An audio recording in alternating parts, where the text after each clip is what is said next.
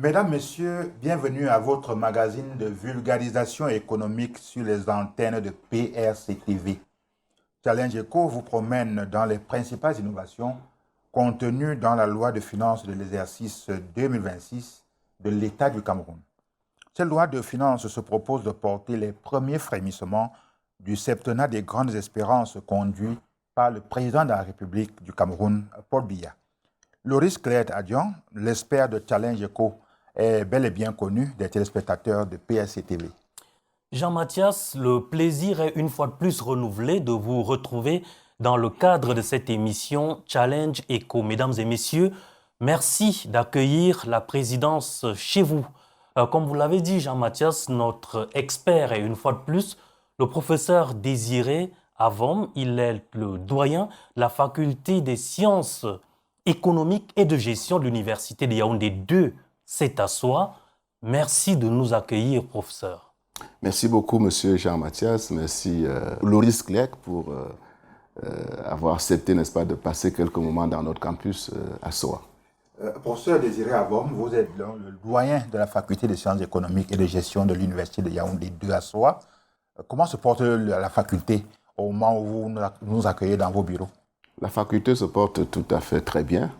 Nous avons commencé les cours le 14 octobre et les cours se déroulent très, très bien. Les travaux dirigés se font. Nous allons vers la fin du premier semestre. D'abord, il va y avoir une pause de vacances pour permettre aux étudiants et aux collègues de souffler un peu pendant 2 semaines. Et puis, dès janvier, nous allons avoir 2 semaines de cours et ensuite, on va enchaîner avec les examens. Donc, pour le moment, d'une manière générale, il y a un calme dans notre faculté. Le chef de l'État a promis de faire reprendre dans les universités les cycles doctoraux. Qu'est-ce qu'il en est de la faculté de droit, de sciences économiques et de gestion? Je crois que la hiérarchie au ministère de l'enseignement supérieur s'est saisie de cette bonne nouvelle. Voyez-vous, ça fait 3 ans que le cycle de doctorat est suspendu parce qu'il y avait des préoccupations qu'il fallait absolument adresser. Le ministre d'État s'est saisi de cette opportunité, a réuni, je crois, les différents recteurs. Nous attendons donc l'autorisation pour pouvoir recommencer les cours. Nous avons pris déjà des dispositions à notre niveau pour que le début de ces cours, du moins le cycle de doctorat, se passe dans de très très bonnes conditions pour que nous ayons des meilleurs docteurs qui peuvent travailler non seulement au Cameroun, mais à l'étranger. Le budget de l'État, la loi des finances, il y a une différence entre loi de finances et budget, c'est ça? Oui, certainement. Le budget, en fait, c'est l'ensemble des prévisions, d'une manière générale. C'est l'ensemble des prévisions, des recettes de l'État et puis des dépenses que l'État va envisager de faire pendant toute une année. Je crois que la loi, on parle de loi parce que ça passe forcément par l'Assemblée nationale qui donne l'onction démocratique parce que c'est le peuple qui vote, n'est-ce pas, la loi des finances à travers, n'est-ce pas, ses députés et ses sénateurs parce que, du moins, le Parlement dans ces deux chambres. Donc, je crois que c'est une activité démocratique qui montre effectivement que la démocratie camerounaise avance. Quel regard vous posez sur cette loi de finances 2026 au Cameroun, le regard d'économiste? Oui, ce que je peux observer, c'est qu'il y a une augmentation significative de ce budget qui va croître de près de 14%, ce qui correspond un peu à la matérialisation de l'ambition du chef de l'État qui est de continuer à faire progresser le Cameroun vers son projet d'émergence. Donc, on aura l'occasion d'entrer dans les détails de ce budget. La première observation, c'est vraiment cette augmentation qui peut inquiéter quelques-uns parce que quand on dit augmentation, on dit recettes. Est-ce qu'on peut avoir les recettes que nous escomptons, etc. Là, c'est un autre débat, mais vraiment, on ne peut pas nier à travers le budget, on ne peut pas nier le fait que le chef de l'État est conscient de l'ampleur des attentes. Et donc, il faut donner un signal fort dès la première année de son septennat. Et cela est visible à travers le budget qui a été voté par le Parlement. Loris? Alors, professeur, dans cette loi des finances, il y a un fonds spécial pour l'autonomisation économique des femmes et la promotion de l'emploi des jeunes. Donc, un fonds spécial de 50 milliards. Euh, Est-ce que c'est suffisant? D'abord, permettez-moi d'éclairer qu'est-ce qu'un fonds, un fonds d'investissement. Un fonds d'investissement, c'est un véhicule financier qui est créé par un État et géré par l'État, qui va mobiliser les ressources publiques au niveau de l'État central, au niveau des collectivités, qui peut aussi mobiliser les ressources mixtes, c'est-à-dire publiques-privées, et qui va servir à répondre à des besoins spécifiques. Et je crois que la création de ce fonds, une fois de plus, est une réponse du chef de l'État à sa profession de foi. L'une de ses professions de foi, c'est la priorité accordée aux femmes et aux jeunes. Et donc, la création de ce fonds est d'abord un symbole politique. On peut discuter du montant. Je ne suis pas sûr que 50 milliards, ça suffirait pour résoudre tous les problèmes. On ne peut pas avoir la prétention de pouvoir résoudre tous les problèmes en une année. Mais je crois que c'est vraiment un contrat de confiance, parce que le chef d'État a dit « je vais m'occuper des jeunes et des femmes », et de manière tout à fait spécifique. Ça ne veut pas dire que tous les problèmes des femmes seront résolus dans ce fonds. Parce que les femmes font partie, n'est-ce pas, du Cameroun. Donc il y a des investissements qui continuent. Quand on construit une route, ce n'est pas dédié aux jeunes et aux femmes. On construit une route pour favoriser le développement du Cameroun. On construit des infrastructures, l'accès à l'eau, à l'électricité, etc. Mais l'idée du fonds, c'est vraiment de se dire qu'il y a des spécificités, par exemple, qui doivent être prises en compte concernant les femmes et des jeunes. Et donc, c'est dans ce cadre-là que le fonds a été créé et dont on a alloué 50 milliards. Ça, c'est financé entièrement par les fonds publics. Il n'est pas exclu qu'à l'avenir, par exemple, que les bailleurs de fonds qui nous accompagnent dans ce type de projet puissent router leurs fonds vers cette structure qui est désormais chargée de la prise en considération des problèmes qui sont spécifiques aux femmes et aux jeunes, notamment les questions d'entrepreneuriat. Quelles sont les modalités de fonctionnement de ce genre de véhicule financier? Oui, maintenant, ça dépend des modalités. On peut avoir des modalités qui sont, comment dirais-je, qui reposent sur les critères de marché. C'est-à-dire que c'est un fonds, on vous donne des ressources et vous êtes contraint de les rembourser moyennant le paiement d'un intérêt. On peut aussi avoir une gestion, je pourrais dire, sociale, d'accompagnement, de formation, de petits avantages spécifiques en fonction, n'est-ce pas, des secteurs d'activité.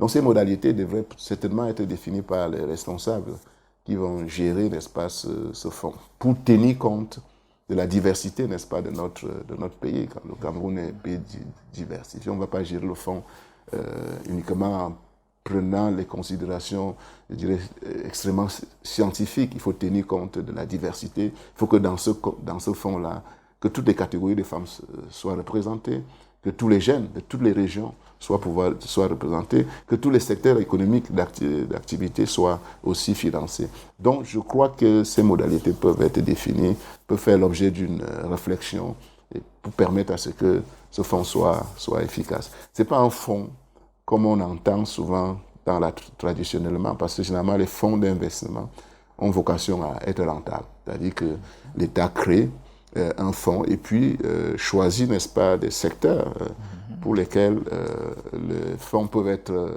rentables. C'est-à-dire on diversifie, on peut investir dans les actions d'une entreprise, on peut investir dans les obligations. Là, ce n'est pas la vocation de ce fonds. C'est pas, même si, au-delà, pour sa pérennité, il n'est pas exclu qu'on puisse aussi prévoir une forme de rentabilité. Mais la vocation, vraiment, c'est d'accompagner les femmes, les jeunes dans les activités entrepreneuriales, entre autres, parce que ce n'est pas seulement les problèmes d'entrepreneuriat. Les jeunes et les femmes sont confrontés à beaucoup d'autres problèmes. Alors, professeur, dans sa nature, est-ce qu'un fonds spécial d'investissement a des avantages par rapport à un autre véhicule financier? L'avantage, c'est le caractère spécifique, comme je vous ai dit. On n'a pas suspendu, on n'a pas exclu les femmes et les jeunes à profiter des autres investissements qui sont réalisés. Mais sauf qu'on se rend compte qu'il y a beaucoup de jeunes parfois qui ont des difficultés. C'est comme un peu en bourse. C'est-à-dire que si, par exemple, une entreprise va aller en bourse, une grosse entreprise n'a pas les problèmes d'une petite entreprise qui veut aussi aller en bourse. Une grosse entreprise est visible, à la comptabilité, à l'information disponible. Alors les petites entreprises auront des problèmes pour entrer. Il peut y avoir donc un accompagnement dans un premier temps pour leur permettre de se mettre à niveau. Donc c'est ça l'objectif, n'est-ce pas, de ce fonds. Parce que les jeunes ont des problèmes de démarrage dans leur activité. Ça peut être des problèmes financiers, ça peut être des problèmes de capacité, ça peut être des problèmes d'accès au marché. Et donc le fonds devrait pouvoir être cet instrument qui favorise dans un premier temps. Ce ne sera pas un fonds de dépendance où les gens vont y dépendre éternellement. C'est vraiment un fonds qui leur permet de décoller dans leur activité. Et c'est pour ça qu'il faut avoir aussi, je crois, une exigence, même de dire qu'il faut rembourser. Parce que si on vous donne un fonds et que vous n'avez pas de compte à rendre, vous ne remboursez pas, les comportements, n'est-ce pas, de choix d'investissement peuvent changer. Il faut véritablement cibler les jeunes qui ont des capacités d'innovation qui peuvent permettre à ce que la production, qui peuvent contribuer à l'accroissement de la production nationale. Est-ce qu'on peut parler de la faillite du système classique de financement des projets des jeunes? On a l'impression quand même que l'accès au crédit, l'accès au financement, jusqu'ici n'était pas trop aisé. Oui, mais c'est pas une faillite. C'est pas une faillite. Peut-être les structures qui financent ces activités n'ont pas mis, comment dirais-je, une passerelle pour les jeunes. Parce qu'une banque, c'est gère les fonds publics. La vocation d'une banque, c'est de vous accorder les crédits et d'attendre de vous de remboursement. Si vous déposez vos ressources à la banque, implicitement, vous avez un contrat avec la banque qui devrait vous rembourser vos ressources avec un intérêt. Et la banque se charge de faire des meilleurs placements. Et la banque, naturellement, si un jeune vient et que les conditions de garantie, de remboursement, de réalisation même de cet investissement ne sont pas remplies, la banque ne peut pas vous accorder les crédits. Ça, c'est des problèmes qu'on retrouve dans tous les pays du monde. Il y a toujours des fenêtres, il y a toujours des guichets qu'on va créer pour gérer. Ça peut être des personnes handicapées, ça peut être des jeunes, ça peut être des femmes, peut-être pas des femmes en ville, mais des femmes rurales, pour permettre à ce que ces personnes ne soient pas lésées. Et l'État se porte garant, parce que c'est le fonds public. L'État se porte garant pour rembourser au cas où une défaillance venait à être constatée. Donc c'est vraiment, c'est un complément de toutes les instances qui existent. Il y a beaucoup de problèmes, les jeunes sont confrontés à beaucoup de problèmes, les jeunes sont de plus en plus nombreux, il y a l'environnement international qui est instable, et donc on ne peut pas penser qu'une seule modalité de financement résoudrait tous les problèmes de financement que connaissent, n'est-ce pas, cette tranche de la population. Loris? Est-ce que c'est alors un panier sans fond? Un panier sans fond, c'est-à-dire... Parce que on a l'impression qu'on n'arrivera jamais finalement à résoudre les problèmes des jeunes. Peut-être pas jamais. On essaye de résoudre les problèmes à tous les niveaux, même au niveau de la femme, on a des dispositions particulières, etc. Dans la société, tout le monde n'évolue pas dans la même manière. Dans une famille, tous les enfants n'ont pas les mêmes capacités, n'ont pas les mêmes dotations naturelles, etc. Donc, vous n'allez pas renoncer à accompagner votre fils qui a des difficultés. Donc, vous avez un devoir. Je crois que l'État a un devoir de permettre que tous les Camerounais puissent se sentir à l'aise. Que vous soyez né au village, que ce soit pas un handicap, que vous soyez handicapé physiquement, que vous n'ayez pas fait l'école à un moment donné, ça ne veut pas dire que vous devez être exclu. Vous pouvez être un bon entrepreneur. Et vous pouvez avoir le flair, n'est-ce pas, des activités. Vous pouvez avoir d'autres qualités. Et donc, on devrait pouvoir intervenir. Donc, le fonds, de mon point de vue, n'est qu'une composante. Certainement, d'autres mesures viendront. Parce que les problèmes des femmes sont importants. Ce n'est pas des problèmes... parce que je perçois dans l'intégration, la prise en compte des femmes et des jeunes, c'est seulement les nominations. Vous pouvez faire un gouvernement de jeunes ou de femmes, ça ne va pas résoudre forcément tous les problèmes des femmes. Il y a un problème d'intégration, visibilité, pour qu'on se sente que les jeunes participent à la décision. Il y a un problème de participation à l'activité économique. À tous ces secteurs-là, il faudrait qu'on puisse trouver des jeunes qui peuvent innover, qui ont des qualités que des personnes d'un certain âge n'ont pas, hein, vitalité, etc. Donc, il faut vraiment un maillage territorial, il faut un mixage pour que toutes les personnes soient concernées. Le Fonds spécial d'investissement parle de l'autonomisation des femmes et de l'emploi jeune. Pourquoi parler de l'autonomisation ici et parler de l'emploi jeune là-bas? La question de l'autonomisation est une question importante. Moi, j'ai beaucoup de mes étudiants qui écrivent beaucoup d'articles là sur l'autonomisation pour montrer comment c'est important, n'est-ce pas, de favoriser l'autonomisation des femmes. On distingue une autonomisation politique, c'est-à-dire la participation à la vie politique. Et là, ça, il ne faut pas faire la langue de bois, le Cameroun est très en retard. Ne serait-ce que par rapport aux normes internationales, pour dire qu'il faut telle proportion. Vous savez, dans certains pays, même on va vers la parité, c'est-à-dire parité femmes-hommes dans un gouvernement, etc. Le Cameroun est encore loin de cela. Ça, c'est évident, mais il y a des progrès. Il y a l'autonomisation politique, il y a l'autonomisation économique. Les études le montrent. Hein. Les femmes ont des qualités spécifiques qui peuvent contribuer à promouvoir l'entrepreneuriat. On a pas mal d'exemples au Cameroun, ailleurs au Bénin, les femmes entrepreneurs qui mobilisent, n'est-ce pas, les ressources. Nous venons d'ailleurs de finir une étude qui montre effectivement que si on investit davantage sur les femmes, cela va contribuer à renforcer ou à accélérer le processus de diversification. Et donc nous faisons des propositions pour que les femmes soient, par exemple, de plus en plus intégrées dans les métiers techniques. Hein, parce que quand vous voyez à l'époque, même psychologiquement, quand vous voyez une femme qui était ingénieure, on avait l'impression que... sur un caterpillar. Voilà, sur un caterpillar, c'était un peu... un garçon manqué. C'était un garçon manqué. Donc, on voyait seulement les femmes en droit, administrateurs, etc. Donc vraiment, il faut et pour cela, il faut qu'il y ait des quotas de mon point de vue.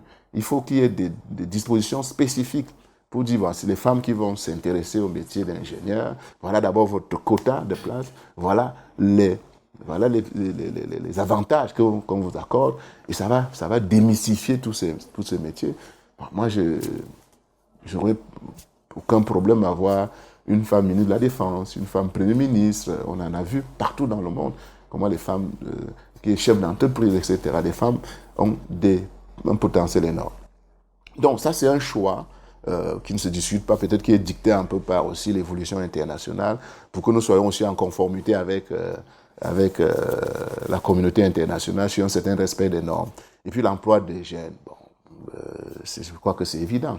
C'est vraiment une des préoccupations des jeunes, trouver un emploi.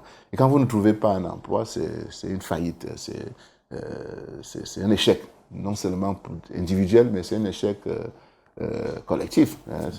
En économie, on parle de coût d'opportunité, il y a un double coût d'opportunité. Vous imaginez, si l'État investit sur moi, je deviens docteur et que je ne trouve pas de travail, vous voyez que l'État investi a perdu beaucoup d'argent. Et comme je ne travaille pas, ça veut dire que je ne contribue pas à la création de la richesse. C'est vraiment une double perte. Donc, faire de l'emploi jeune une préoccupation, véritablement me semble un choix politique important, qui est une préoccupation mondiale. Regardez, partout dans le monde, les jeunes sont confrontés à ces problèmes d'emploi. Il ne faut pas seulement la formation, mais il faut vraiment des véhicules, des couloirs, et ça se fait. Hein, peut-être c'est très diversifié aussi, parce qu'on voit le ministère de l'Emploi, on voit le ministère des Jeunes, on voit peut-être... Les PME. Oui, le ministère des PME, on a l'impression qu'il y a des chevauchements. Est-ce qu'on ne peut pas extraire toutes ces activités pour les mettre vraiment dans une structure qui va gérer tout cela? Et ça donne l'impression que rien n'est fait, et peut-être que les résultats ne sont pas ceux que nous devons légitimement attendre. Quelle devrait être l'attitude des jeunes et des femmes à l'annonce de la création d'un fonds spécial d'investissement en leur faveur? Mais il faut qu'ils saisissent l'opportunité, c'est tout. Il faut qu'ils se mettent en concurrence. Je ne suis pas sûr qu'on va choisir parce que ce ne sera pas le seul critère, parce que vous êtes une femme, on vous choisit, ou parce que vous êtes jeune, on vous choisit. Il faut que vous soyez porteur des projets qui peuvent créer de la valeur. Créer la création de la valeur, c'est la croissance économique, c'est les impôts en plus, etc. Donc, moi, je n'ai pas d'inquiétude. Hein. Vraiment, les Camerounais, d'une manière générale, sont très entrepreneurs. Ils ont des capacités extraordinaires de création d'emplois, de prise de risques. Et donc, il va falloir qu'on les valorise, qu'ils soient reconnus au niveau national, qu'on puisse dire, voilà, tel qui a réussi, qu'il soit cité en exemple. Ça va donner, ça va véritablement, moi j'ai perçu ça dans le discours du chef de l'État. Vous savez, le plus souvent, c'est les lions indomptables qui sont cités en exemple. Or, à côté des lions indomptables, il y a des lions indomptables de la connaissance, il y a des lions indomptables de l'entrepreneuriat, il y a les lions indomptables, je ne sais pas, on peut les trouver partout. Et donc, quand on les valorise, quand on les met en exergue, les regards ne seront pas seulement focalisés sur les footballeurs ou sur les handballeurs. On va dire, mais pour réussir aussi, voilà quelqu'un qui a réussi, pour raconter un peu son histoire. Et il faut savoir que quand on réussit, ça ne veut pas dire qu'on n'a pas eu d'échecs. Hein. Parfois, il y a 80% d'échecs et 20% de réussite. Et donc, il faut que ces histoires-là soient racontées aux jeunes, qui soient valorisés, qui soient reconnus, plus reconnus qu'ils ne le sont aujourd'hui. Je crois que ça va davantage motiver les jeunes. Loris? Justement, professeur, il faut savoir que ce n'est pas le premier projet qui va à l'endroit des jeunes ou des femmes. Alors, ce fonds spécial d'investissement, est-ce qu'il ne vient pas un peu se superposer aux autres et peut-être même tomber dans les mêmes travers d'opacité qu'on reproche, par exemple, aux autres? On va revenir peut-être sur les profils, les secteurs prioritaires tout à l'heure, mais est-ce que il ne va pas retomber dans les mêmes travers, parce qu'on n'a pas l'impression qu'on a fait au préalable un travail pour savoir pourquoi on reproche tant d'opacité autour des projets précédents? Problème de gouvernance, problème de transparence. Oui, mais vous parlez de tout. Ça, c'est des problèmes de gouvernance. Ça, c'est évident. Ça, c'est connu de tout le monde. C'est décrié par la plus grande autorité de la République. Ça, c'est un problème global au Cameroun, un problème de gouvernance. On sait que si on améliorait la gouvernance, il y a même des statistiques qui le montrent. Hein. Le simple fait d'améliorer la gouvernance au Cameroun pourrait produire 2 à 3% de croissance en plus sans qu'il y ait un investissement nouveau. Ça, c'est clair. Bon, les structures qui existent... moi, je fais confiance aux gens qui conseillent au chef de l'État de créer un fonds. C'est tellement qu'ils ont pensé que c'était nécessaire. Peut-être le fonds est créé pour corriger, les insuffisances qu'on a pu observer des structures qui existent. Moi, je crois qu'il faut absolument faire des études. C'est-à-dire qu'on ne doit pas prendre des décisions au hasard. Faire des études extrêmement fines, pour savoir réellement quelles sont les préoccupations des jeunes, quelle est l'ampleur de ces préoccupations, quelles peuvent être les conséquences. Quand on connaît ça dans le détail, on est efficace dans la prise de décision, dans les politiques qu'on va mettre en place. Mais si maintenant on est plus davantage politique, qu'on crée une structure comme ça pour dire que le président a dit, et qu'on crée sans véritablement qu'il y ait des études, vous avez effectivement raison de vous inquiéter de l'avenir d'un tel fonds. Mais vraiment, on devrait pouvoir faire. Et il y a la ressource humaine pour réfléchir, pour savoir quels sont les problèmes, quels sont les secteurs porteurs. On peut même orienter le choix, n'est-ce pas? On peut avoir comment dirais-je, des propositions spontanées venant des femmes, entrepreneurs, etc. On peut aussi avoir des projets. Par exemple, si on dit dans le secteur import-substitution, quels sont les secteurs clés qui peuvent y participer? On peut lancer un concours pour voir quels sont les meilleurs projets qui peuvent valoriser, n'est-ce pas, les productions locales. On veut vraiment que ce soit fait par les femmes, avec la qualité, des regroupements, etc. On le fait. Donc, mais si on gère ça, comme les Camerounais savent bien le faire, il est évident, et vous avez parfaitement raison, que ça risque d'être un fonds de plus qui, malheureusement, ne va pas donner les résultats escomptés. Et maintenant, c'est vraiment nous...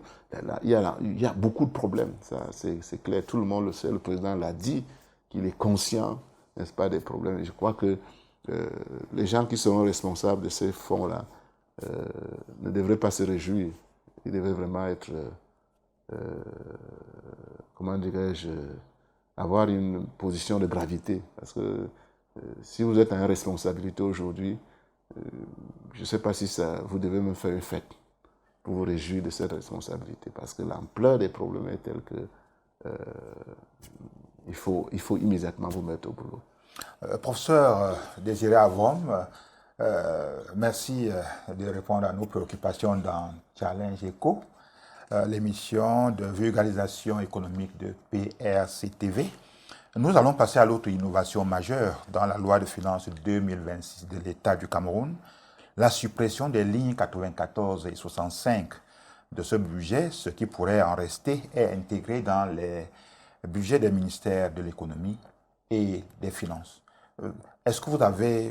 Comment vous avez accueilli cette décision de l'État de supprimer les lignes 94 et 65 qui ont été l'objet de beaucoup de controverses à un moment donné dans notre pays? Bon, je crois que si on les supprime, ça veut dire que les autorités pensent que ces lignes ne sont plus efficaces. Vous avez suivi comme moi la gestion déplorable, il faut le dire, de ces fonds. Bon, à la vérité, c'était pourtant, il me semble, je ne me suis pas particulièrement intéressé, mais il me semble qu'ils avaient une vocation à pouvoir susciter un entrepreneuriat. C'est-à-dire qu'il fallait susciter, n'est-ce pas, les champions nationaux, etc. Bon. Mais ça a conduit à une gestion que nous déplorons tous. Et surtout que c'est davantage des problèmes auxquels nous sommes confrontés. Les urgences de court terme, en fait. Quand on est confronté à un problème de court terme, ça compromet le long terme. Quand vous regardez un peu ce à quoi les fonds destinés à ces différentes lignes ont servi, c'était le financement le bonheur, la jouissance. C'était pas des activités productives. Et quand bien même il y avait des activités productives, est-ce qu'on a mis en place des mécanismes de contrôle, des mécanismes permettant à ce que les gens rendent compte de leur activité? Vous pouvez vous donner 100 milliards pour que vous financiez une activité. Il fallait mettre en place des mécanismes pour vous contraindre à l'utilisation de cet argent pour pouvoir le faire. Quand on supprime, je peux dire que c'est une bonne chose. Maintenant, le fait de supprimer et router ça vers les ministères, est-ce que les travers qui ont justifié la suppression de ces lignes ne vont pas se reporter vers les ministères? Bon, dans les ministères, il y a meilleure traçabilité. Il y a des règles de procédure. Non, on pouvait avoir la même traçabilité. C'est la volonté politique. On peut même avoir une seule ligne et qu'on définit les critères et que tout le monde respecte. Moi, je ne suis pas très optimiste à dire que la suppression là, garantit, n'est-ce pas, une meilleure gestion. Ça va aller dans les ministères. Et ce sont les mêmes acteurs qui vont aller dans les ministères, qui vont dire, bon, on peut t'envoyer tel montant, etc. Il faut, et là, parce qu'on ne fait pas des études en réalité. On ne fait pas des études dont on va attribuer une subvention, parfois, parce que vous avez une relation là-bas. Mais ça devrait être fait. L'attribution sur la base des études, d'un cahier de charges, et vous devez pouvoir être en mesure de rendre compte de l'utilisation de ce que vous avez fait. Si ce n'est pas le cas, je crois que ça va seulement apaiser l'opinion, vous dire que voilà, on a supprimé les lignes querellées, et puis voilà, on a routé ça vers les ministères qui vont aussi avoir plus de poids, plus d'influence. Est-ce que l'État n'a pas toujours besoin de ce genre de lignes de dépenses pour ses besoins de souveraineté? Ça, c'est sûr. L'État a besoin de ça, mais bon. Mais quand tout est géré sous le prétexte de la souveraineté, c'est qu'il y a des abus. Si tout est géré maintenant sous le prétexte de la souveraineté, on va vous dire que c'est la souveraineté. Bon, on ne sait pas. Il faut vraiment... Moi, je ne suis pas un spécialiste, mais il faut maintenant définir ce qui relève de la souveraineté. Et que si une demande est faite qui ne cadre pas avec ces critères-là, on ne décaisse pas l'argent. Ce qu'on a reproché à ces lignes, ce n'est pas leur existence, c'est l'utilisation qui a été faite. Et je crois que l'utilisation, on s'est détourné des missions. La création de ces lignes obéissait, répondait à une préoccupation pertinente, de mon point de vue. Mais c'est l'utilisation qui a été faite de ces lignes qui pose problème. Et donc, si on ne résout pas ce problème dans le fond, qui est un problème global de gouvernance, si on ne résout pas, bon, je ne suis pas convaincu que le fait de dissoudre ces lignes résout le problème. On a besoin de moyens de souveraineté. Tout n'est pas connu. On a besoin de moins de souveraineté pour gérer la sécurité, pour des négociations. Parce que je dis souvent aux gens, quand vous regardez la stabilité du Cameroun, ce n'est pas une génération spontanée, ce n'est pas quelque chose qui tombe du ciel. C'est vraiment le résultat des négociations permanentes. L'État a besoin de ce type. Mais quand on se cache derrière ces missions qui sont importantes pour utiliser des ressources au-delà de ce qui est nécessaire pour pouvoir garantir cette stabilité, ça pose problème, ça compromet dans le développement. Et ça crée des questions d'instabilité, parce qu'à un moment donné, les gens n'ont pas accès aux biens et services, n'ont pas accès à l'eau, à l'école, etc. Vous n'allez pas leur dire que vous avez utilisé ça pour les moyens de souveraineté. La souveraineté participe aussi. Elle doit être collective, tout le monde doit se sentir partie prenante de cette souveraineté pour la défendre. Et on peut la défendre que si on a accès à des biens et services, à l'eau, l'électricité, à une justice, où on peut, comme à l'époque, hein, quand vous entrez à l'ESTIC à l'époque, vous n'avez pas forcément besoin, ou à l'ENAM, vous n'avez pas forcément besoin d'une filiation, c'était marginal. Mais aujourd'hui, bon, vous voyez comment ça se passe. Peut-être qu'ils sont brillants, plus brillants que vous, mais ça pose un problème, de mon point de vue. Loris? Alors, professeur, loin de ces lignes qui ont connu une médiatisation, on va dire, sulfureuse, il y a des choses qui se font quand même, comme ce qui s'est passé il y a quelques jours de cela, en fin du mois de novembre, à Dimako, plus précisément à Petit-Ngolambélé, où il y a eu l'inauguration d'une usine de transformation de cacao par une jeune dame qui n'a pas 50 ans. Nous vous proposons dans ce reportage de regarder un peu ce qui s'est fait là-bas et puis on va en discuter derrière.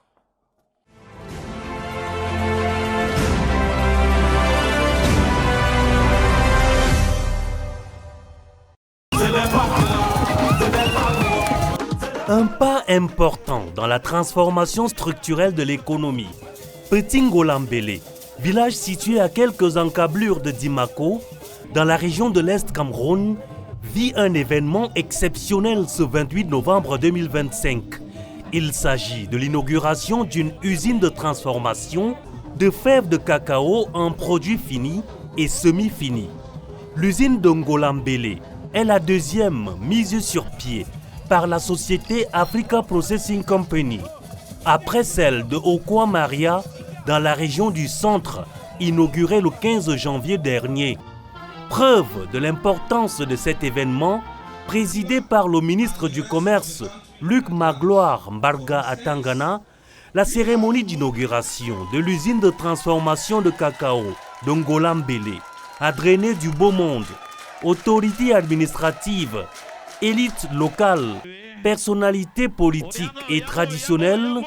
Tous ont tenu à prendre part à cet important événement qui marque un tournant décisif pour les producteurs de cacao et le développement de la région de l'Est. Si on arrive à faire ça dans tous les bassins, le monde rural sera la première classe, la first class dans le système, dans l'écosystème camerounais.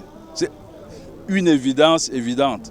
Donc il faut avancer dans ce processus de multiplication, de ce type de généralisation, même je dis multiplication, mais il faut généraliser ce type d'initiative. En œuvrant pour la transformation locale de cette matière première, l'usine de transformation de cacao d'Ngolambélé est un exemple de ce qu'il faut faire dans l'optique de la transformation structurelle de l'économie nationale telle que prônée par le président Paul Biya. Elle valorise le travail des producteurs de cette spéculation en leur proposant un prix d'achat du kilogramme supérieur à l'offre des exportateurs. Installée dans l'arrière-pays, cette usine participe de l'industrialisation et du développement équilibré du Cameroun. Elle permet d'apporter de la valeur ajoutée à nos produits de base.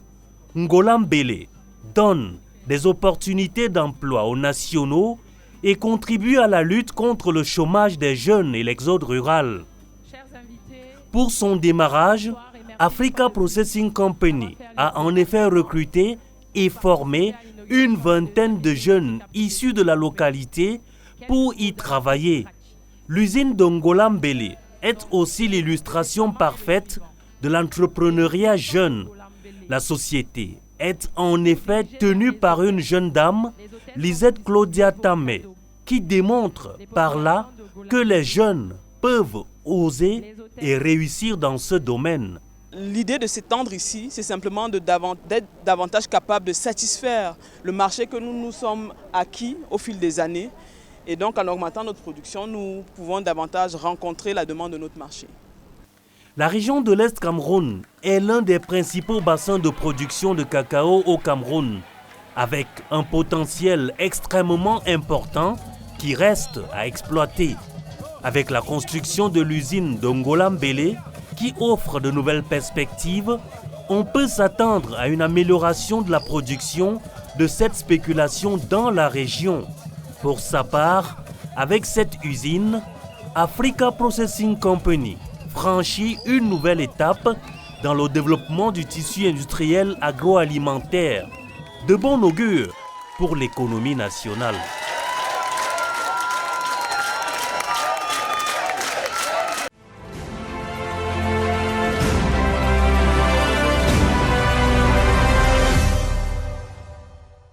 Professeur, nous venons de parler, notre reportage nous a parlé de la transformation du cacao, de la fève de cacao, en produit fini ou semi-fini. Cela se passe dans notre pays, pas très loin de Yaoundé, à Bankomo, et maintenant à Dimako, dans la région de l'Est. Est-ce que c'est une bonne piste pour la promotion de... C'est la voie de la survie, monsieur Jean-Mathias. Si on ne transforme pas notre économie, on ne peut pas survivre. Ça, c'est une évidence. C'est-à-dire que maintenant, on est coincé. C'est-à-dire qu'on ne peut plus tergiverser. Il faut aller vers la transformation. Peut-être pas dans la transformation totale, parce qu'on n'a peut-être pas les moyens, la technologie pour pouvoir arriver à la transformation. Il y a plusieurs étapes. Quand on parle de chaîne de valeur, les chaînes de valeur nationales, il y a les chaînes de valeur sous-régionales, il y a les chaînes de valeur continentales, il y a les chaînes de valeur mondiales. Donc le gros problème que nous avons eu, qui est connu de tous, c'est que nous ne transformons pas nos productions. Donc nous étions spécialisés vers ce qu'on appelle les chaînes de valeur en aval, c'est-à-dire qu'au début, c'est-à-dire quand vous produisez le café, le cacao, vous portez les fèves là, vous envoyez en Europe. Vous n'avez pas créé la valeur. Vous n'avez que des cultivateurs, où tout ce qui est nécessaire pour la production du cacao n'a pas besoin d'une technologie de pointe. C'est-à-dire qu'on c'est la machette, c'est la houe, et puis les cueillettes, on prend la main-d'œuvre du village, ce qui justifiait d'ailleurs même parfois les parents qui disaient qu'il fallait avoir beaucoup de femmes pour avoir des enfants, pour servir, n'est-ce pas, de main-d'œuvre. Là, pas tenir. Il faut aller vers la transformation progressive. Et il faut savoir aussi que nos concurrents ne vont jamais accepter que nous transformons. Parce que quand nous transformons, ça réduit aussi notre consommation de leurs produits finis. Donc, c'est vraiment un combat. C'est un enjeu. Et donc, allez, quand vous parlez, n'est-ce pas, de la transformation du cacao, je suis tout à fait content de voir cette dame qui est impliquée dans la transformation, n'est-ce pas, du cacao. Vous ne pouvez pas imaginer ce que le cacao peut produire en termes, n'est-ce pas, de produits. La banane, le coton, nous avons fait des études pour montrer toutes les chaînes de valeur, tous les produits qui peuvent dériver, n'est-ce pas, par exemple du coton, par exemple du pétrole, etc. Nous ne profitons pas de cela. Donc ça nécessite effectivement vraiment, comment dirais-je, félicitations, des applaudissements pour voir de telles initiatives. Maintenant, il faudrait que nous soyons, que cela s'accompagne d'autres initiatives.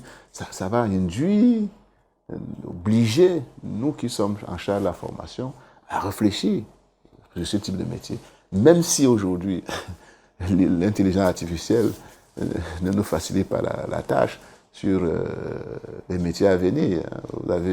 Il y a deux auteurs français qui viennent d'écrire un ouvrage sur l'intelligence artificielle qui montre que si vous entrez à l'ESTIC, 3 ans après, quand vous sortez, vous n'êtes plus vous ne répondez plus aux besoins du marché, parce que ça va aller très très vite. Donc, si nous continuons à accumuler le retard, on va avoir beaucoup de problèmes. Je crois qu'il faut y aller. Il faut que nous innovons, hein, ce que les économistes appellent l'innovation, création, destruction. Il faut se renouveler. Ça se renouvelle dans les hommes, dans les comportements, parce que si nous, on ne se renouvelle pas, on va aller vers une société bloquée. Donc, je crois que c'est une bonne chose. Hein, ces initiatives-là, qui montrent que le Cameroun est capable de le faire. Si nous arrivons déjà à satisfaire le marché local, et puis à conquérir le marché sous-régional progressivement, on va améliorer, n'est-ce pas, notre production, notre richesse, et puis il y a beaucoup de choses qui vont arriver par la suite. Alors, professeur, quelques chiffres qui n'apparaissent pas dans le reportage. Cette usine qui est portée par une dame qui s'appelle Lisette Claudia Tamé a une capacité totale de broyage de 9000 tonnes de cacao avec une production de 6000 produits finis et semi-finis.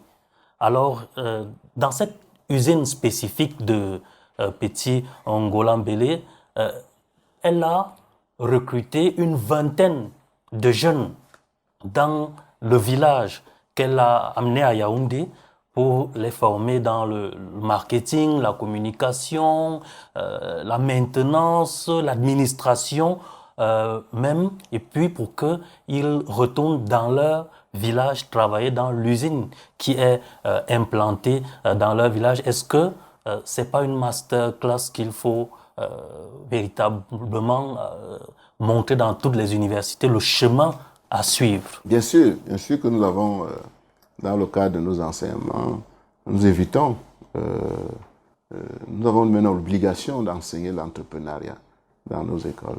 Et ce n'est pas un enseignement théorique. C'est vraiment des personnes de cette nature qui viennent parler de leur expérience. J'ai discuté avec un homme d'affaires qui disait qu'il allait parler de son expérience. On voit seulement la réussite. Quand vous regardez la dame, si elle vous dit les difficultés qu'elle a rencontrées, si vous n'êtes pas téméraire, si vous n'êtes pas courageux, vous ne pouvez pas y arriver. Donc, les gens vont voir la réussite, mais derrière la réussite, il y a des échecs. Tout chef d'entreprise, tout entrepreneur, que ce soit au niveau mondial, passer par des échecs, passer par des doutes, passer par des difficultés de toute nature. Donc je crois que c'est une dame que nous aurons sans doute l'occasion d'inviter ici pour rencontrer les jeunes, pour parler concrètement, n'est-ce pas, de son parcours, de comment elle a commencé, les difficultés qu'elle a rencontrées. Ça peut servir de repère pour les jeunes et d'autres femmes. En plus que la région de l'Est, puisque c'est là-bas où est implantée cette usine. Après, celle de Okoa Maria, comme l'a dit Jean-Mathias tout à l'heure, il y a aussi le plantain, il y a aussi le maïs. Elle peut être une source d'inspiration pour aller véritablement transformer au bord des champs tout ce qui est produit. Je crois que vous avez parfaitement raison. C'est ce qu'il faut faire. Vous voyez, il y a eu la guerre en Ukraine, à un moment donné. Ce qui se passe souvent, c'est que quand il y a la guerre, vous voyez que quand il y a un problème, et c'est ce que le prix Nobel d'économie à Guillaume dit, c'est l'adversité qui suscite l'innovation. Ce sont les difficultés qui suscitent l'innovation. Quand on a été confronté à un problème de la guerre en Ukraine, où vous connaissez tous les problèmes que nous avons eu, des problèmes d'approvisionnement à l'international, pas de blé, etc. Bon, il y a eu quand même des frémissements ici, de transformation. On a vu le pain, de la patate, le pain, de ceci. Mais vraiment, on aurait dû saisir l'occasion pour se dire, bon, finalement, laissons ce blé-là, qui vient de là-bas. Nous avons le manioc, nous avons la patate.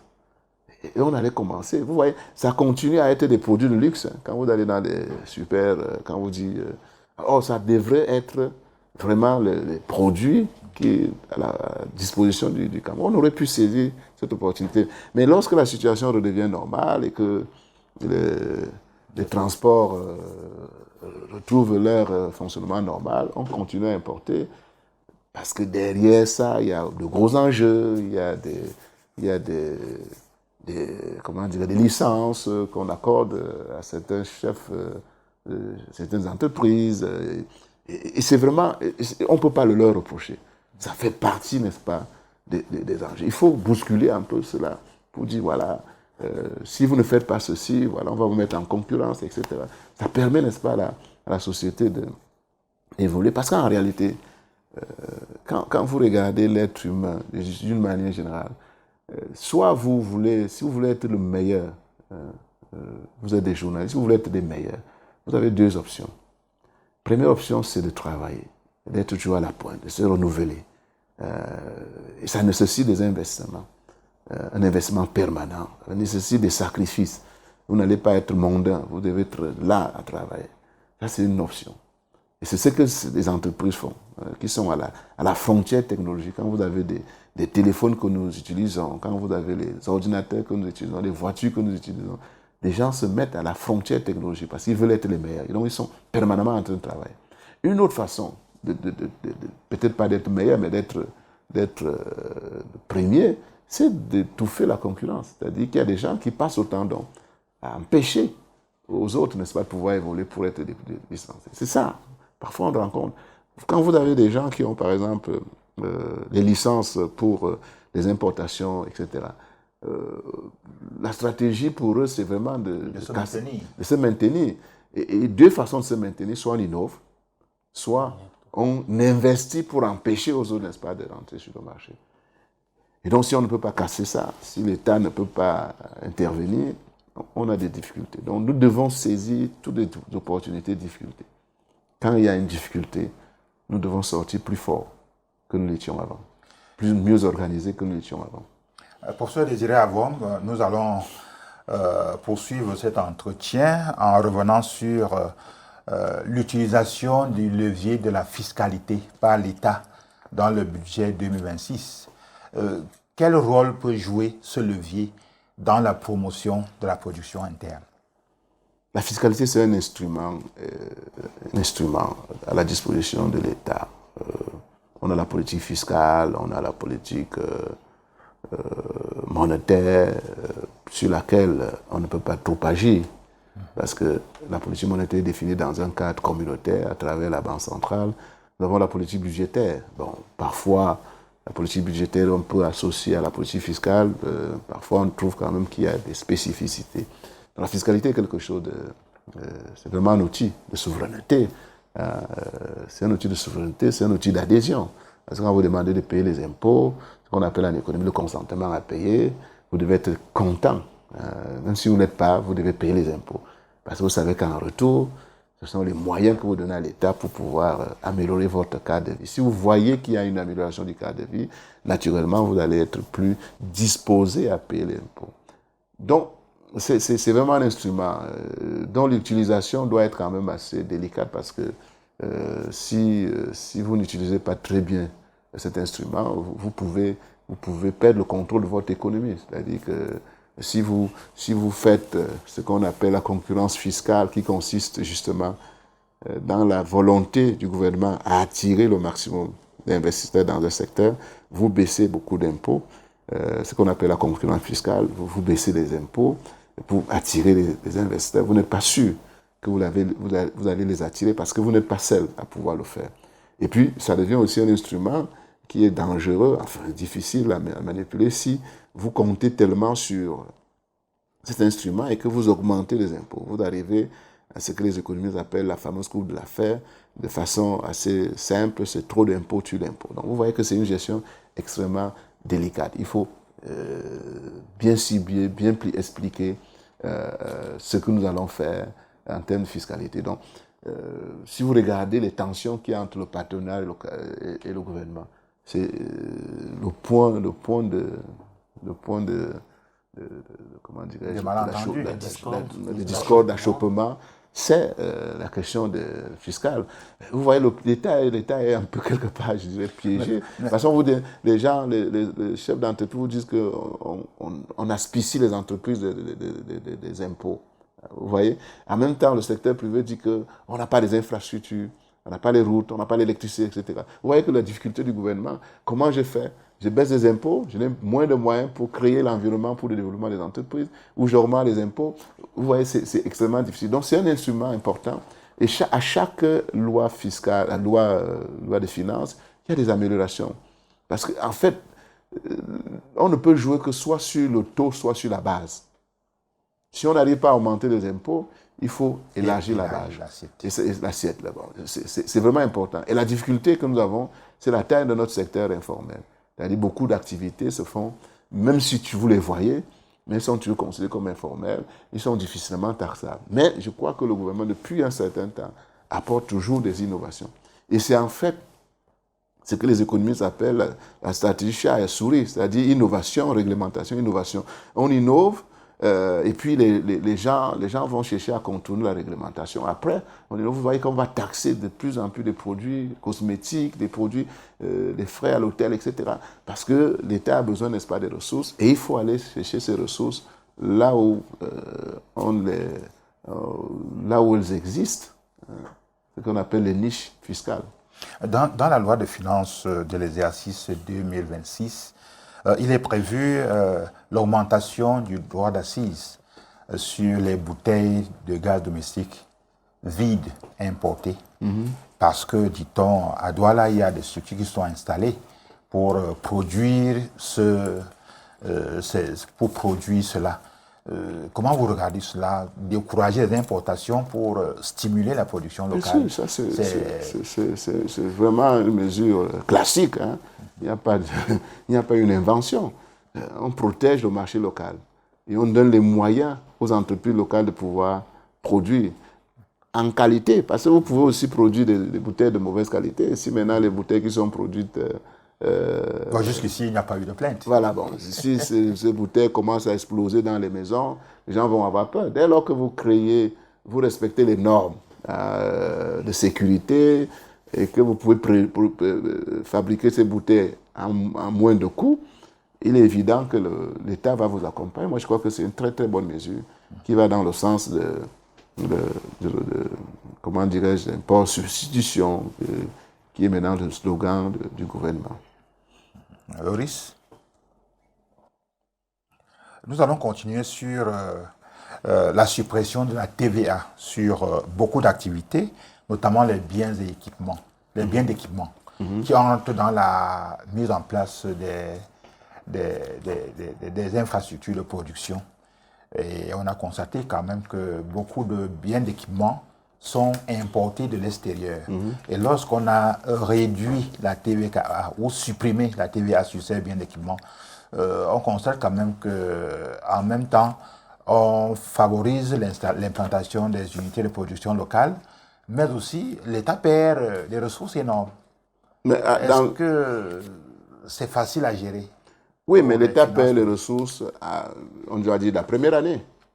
Deuxième année, si par exemple vous supprimez les droits, la TVA, vous allez inciter les entreprises locales à produire davantage. Si les entreprises locales produisent davantage, ça accroît la capacité de l'État à prélever, n'est-ce pas, les revenus. Donc, on a l'impression que dans un premier temps, c'est évident, il y a les pertes des ressources. Mais ces pertes sont contrebalancées par la production locale qui sera induite par cette augmentation, cette baisse de la TVA. Et il va y avoir la création d'emplois. De façon mécanique, ça c'est théorique. C'est-à-dire que quand l'État va baisser les impôts, on importe davantage, on va produire localement. Et pour produire localement, on a besoin, n'est-ce pas, la main-d'œuvre. Et si votre production augmente, ça donne la capacité à l'État de pouvoir prélever. Donc, dans un premier temps, à court terme, c'est-à-dire un an, il y a un fléchissement, n'est-ce pas, des recettes de l'État. Mais on s'attend à ce que, avec la croissance que suscitera, n'est-ce pas, une telle mesure, que l'État puisse retrouver son niveau de prélèvement antérieur.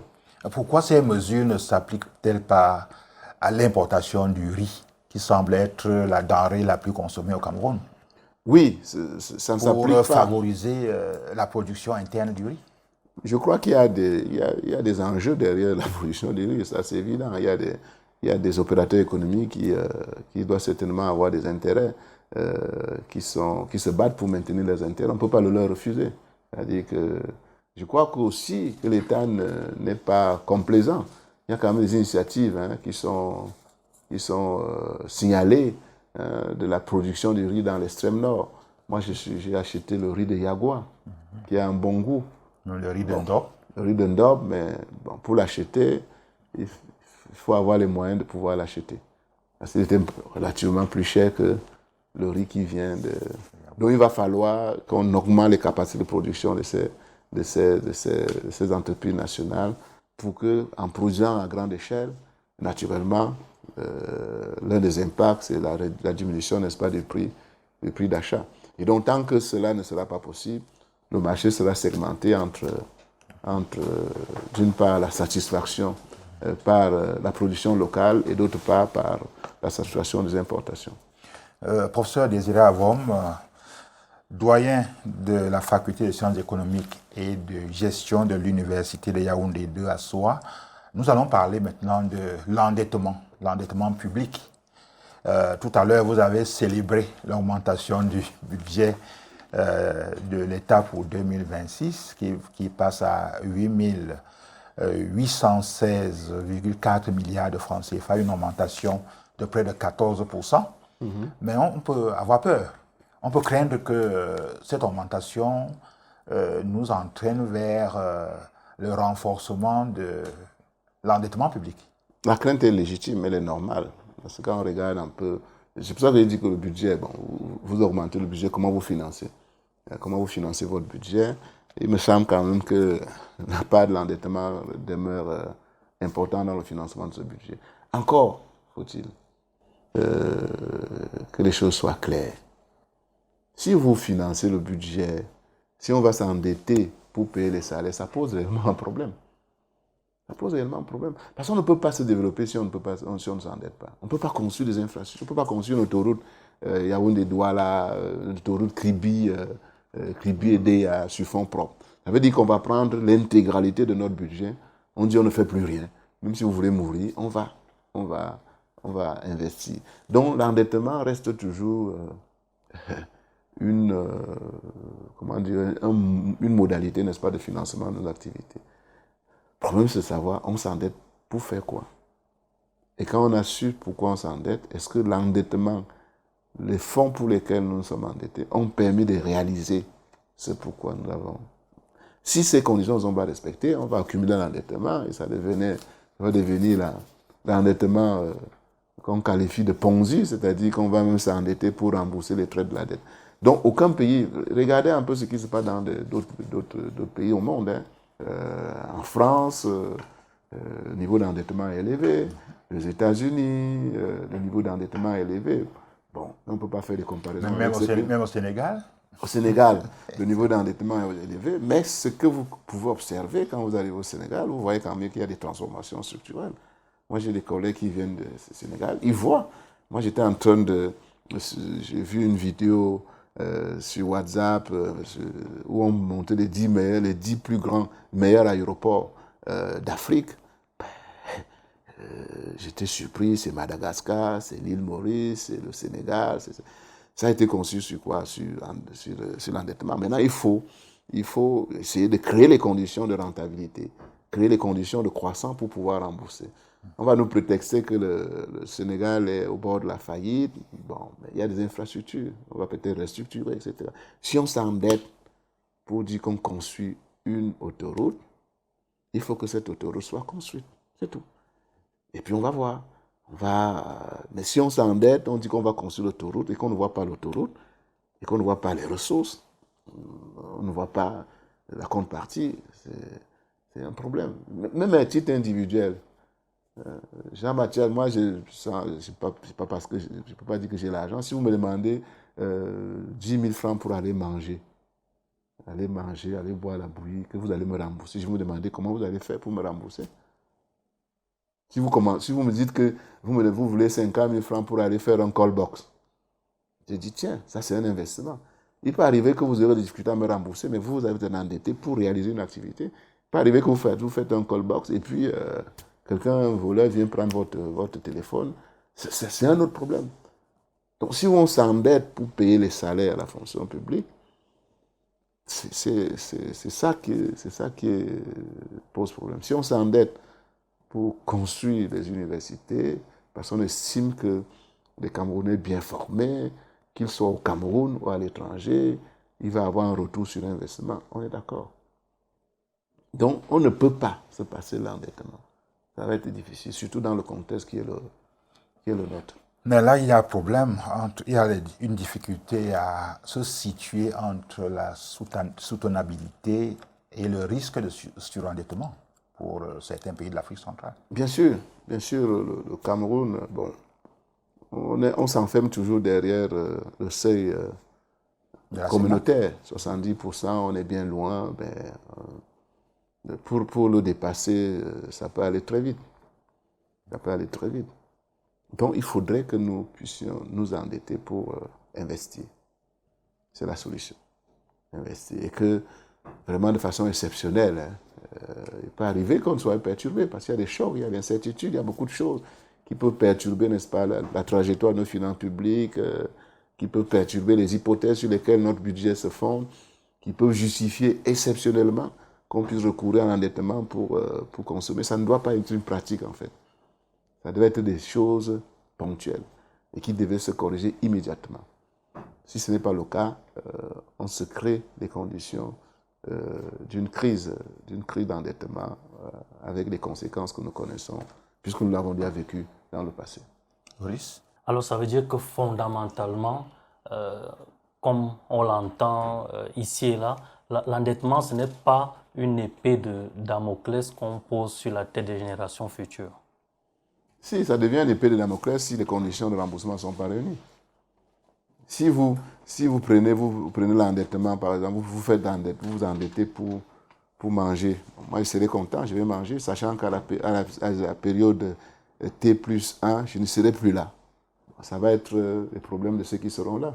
Si je m'endette pour créer les meilleures conditions de vie pour les générations futures, je m'endette pour accompagner la création des entreprises, je m'endette pour accompagner, pour l'électrification, n'est-ce pas, des villages, des villes. On voit, les études sont claires pour montrer l'impact de l'électricité sur la santé, sur l'éducation, sur l'amélioration des scores des élèves. Tout cela participe à la croissance. Le capital humain est une dimension importante de la croissance économique. Le Cameroun est l'un des pays à l'Afrique qui a une capital humain extraordinaire, qui se vend non seulement au Cameroun mais à l'étranger.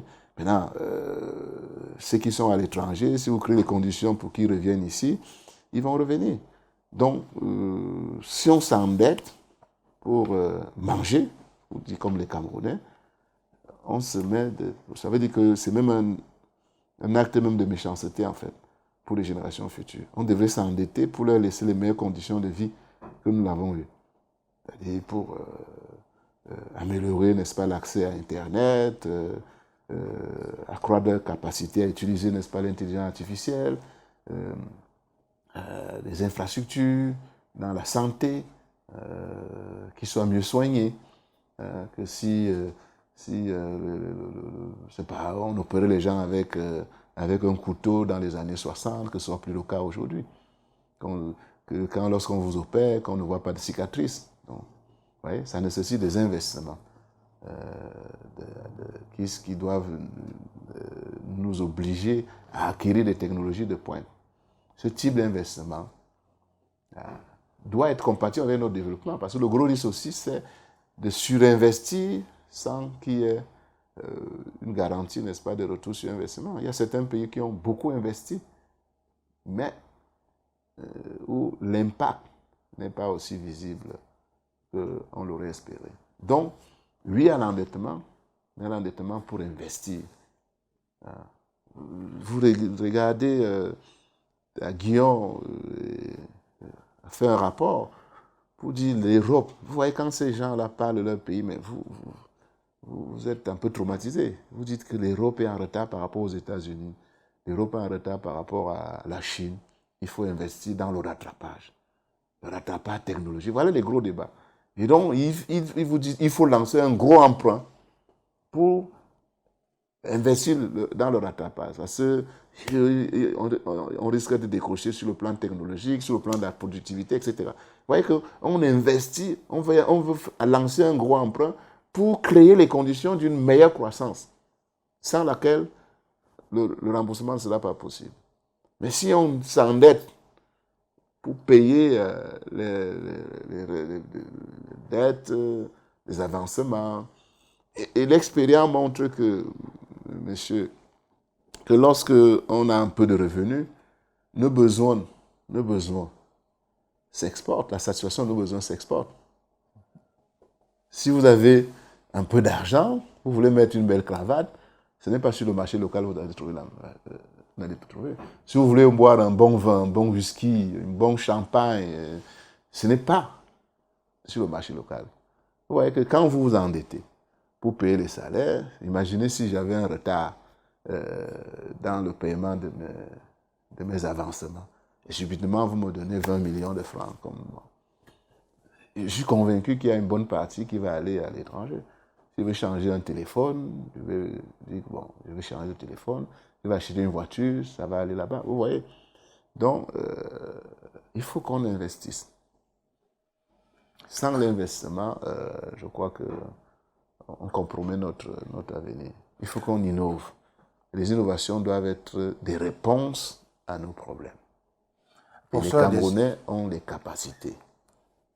Professeur Désiré Avom, nous tirons à la fin de notre magazine, mais sans vous demander de faire une espèce de prospective sur le déroulement de l'année budgétaire 2026.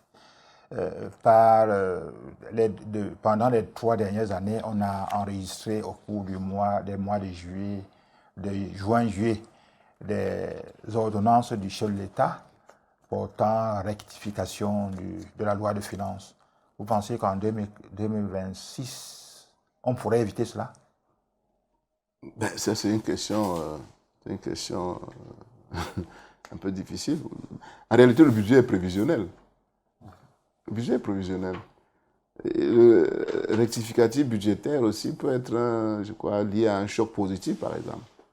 Il peut arriver que, de façon miraculeuse, le coût du pétrole augmente et qu'on a des recettes en plus.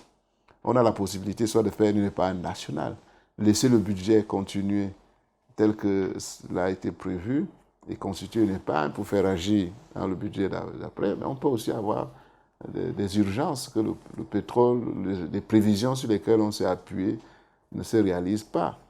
Et bon, maintenant, qu'est-ce qu'on fait? On laisse ou alors on va s'endetter. Donc, ça fait pas, c'est pas une critique. L'efficacité budgétaire, ça fait partie des instruments à la disposition du gouvernement pour ajuster les situations. Donc, on sort d'une situation électorale. Il y a eu, vous savez, les études le montrent, quand on est à la veille d'une élection, c'est évident, il y a un relâchement des activités, dans l'exécution du budget. On est plus dans des dépenses de fonds, des dépenses, n'est-ce pas, de consommation. Parce qu'on veut satisfaire, on veut donner des signaux.